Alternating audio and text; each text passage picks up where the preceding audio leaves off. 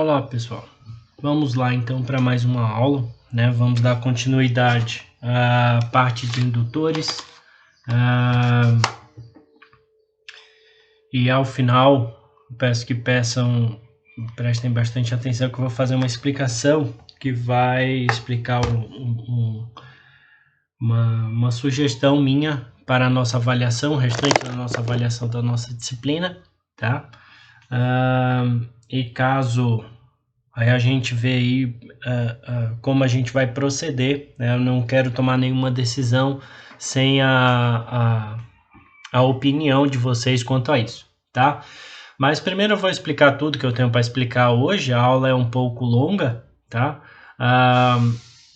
Mas assim que eu finalizá-la, eu explico para vocês, tá bem? Então vamos lá. Então a gente falou dos indutores, né? A gente parou na aula passada exatamente nesse slide aqui, né, que fazia um resumo sobre as principais características dos resistores, capacitores, indutores e assim e afins, né? E agora a gente vai falar dos transitórios em circuitos RL, assim como a gente falou de transitórios em circuito RC, né, trabalhando ali de forma mais simplória, tá? Então, o circuito RL, pessoal, ele basicamente é composto de resistores e indutores, conforme a gente pode ver nessa figura aqui do lado direito, né? O indutor aqui na esquerda, o resistor aqui na direita, né? Neste caso aqui, a gente vai entender como esse circuito sendo um indutor previamente carregado com a corrente I0, como está mostrado aqui na parte de baixo, tá? Não é porque esse circuito RL está ligado em série que significa que não existem circuitos RL em paralelo, existem também, tá? Quando a gente trabalha com circuitos RL, a gente vai estar trabalhando buscando uma resposta, assim como a gente buscava lá em circuitos RC, né? Só que a resposta no circuito RL, até pela sua característica de impor as variações de corrente elétrica, a resposta do circuito é a corrente no indutor no decorrer do tempo, né? Representada aí pela sigla IT, né? A corrente em função do tempo T, tá? Para o tempo igual a zero, a gente considerando uma corrente inicial Izão zero aqui, né? A gente vai ter uma situação da seguinte forma, né? Se a gente aplicar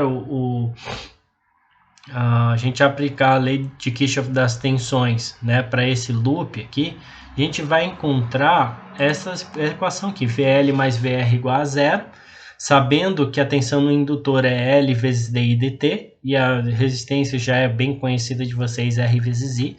A gente isolar o L, né, ou dividir todos os termos por L ali, a gente vai ter DI dt mais RL vezes I, né, integrando isso daí, utilizando conceitos de cálculo diferencial, nós conseguimos chegar à equação que I de t igual a I0 vezes E menos RT sobre L. Tá?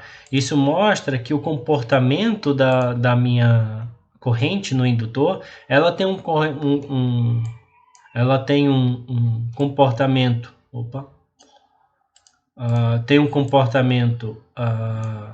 exponencial de forma decrescente, tá bem? Então, se eu reescrever aquela equação que a gente acabou de ver em termos de RL, tá? Em termos de constante de tempo, perdão, eu vou reescrever como sendo I0 e na menos t sobre tal, o que mostra que a nossa constante de tempo é L sobre R, tá? Diferente da constante de tempo do circuito RC, o que é fácil de perceber, visto que a constante de tempo do circuito RC tem o valor da capacitância, que a gente não tem capacitores, né? E aí, se a gente tem a função, o quanto é a minha corrente em função do tempo, né? Eu consigo encontrar quem é a minha tensão no resistor, né? Que é I vezes R. Multiplicando isso, eu vou ter esta equação aqui, I0 vezes R vezes E na menos t sobre tal.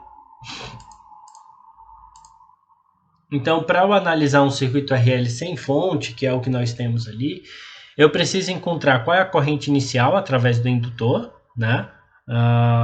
Às vezes isso pode ser fornecido, às vezes eu vou ter que encontrar ele por outras formas, né? E também encontrar a constante de tempo, que isso aí normalmente é fácil de encontrar, visto que eu vou dar dado os valores de indutor ou indutor e resistor, ou fala como que deseja ser aquela resposta, tá bem? Falado isso, a gente vai partir para o que nós chamamos de circuito de primeira ordem, tá? No capacitor, nós já falamos um pouco sobre o que seriam os circuitos de primeira ordem, né? A gente falou sem chamar ele dessa forma, mas aqui a gente vai ver com um pouco mais de detalhes o circuito RC, daí a gente parte para o circuito RE, tá bem? Então vamos lá. Então, a resposta do circuito RC ao degrau, né? O que é um degrau para começo de história, né? O degrau vai ser como se eu ligasse e desligasse uma fonte, né? O degrau mesmo. Então, se tem um sinal, ele vai fazer uma subida, mantém e depois desce, né? Ou permanece em cima, né? Então, basicamente, eu quero dizer que ele vai sair de um valor zero e vai para um valor pré-determinado desse degrau, seja 5 volts, 10 volts ou coisa do tipo, tá bem? Então, a resposta é um degrau de circuito, é o seu comportamento quando a excitação é uma função degrau, tá? E a qual pode ser uma fonte de tensão ou de corrente. Então, eu tenho aqui esse circuito que a gente já viu, né? O R e o C, né? Onde eu tenho essa chave que vai ser fechada no tempo igual a zero. Escolhendo a tensão no capacitor como a resposta do circuito e considerando que a tensão inicial no capacitor é V0,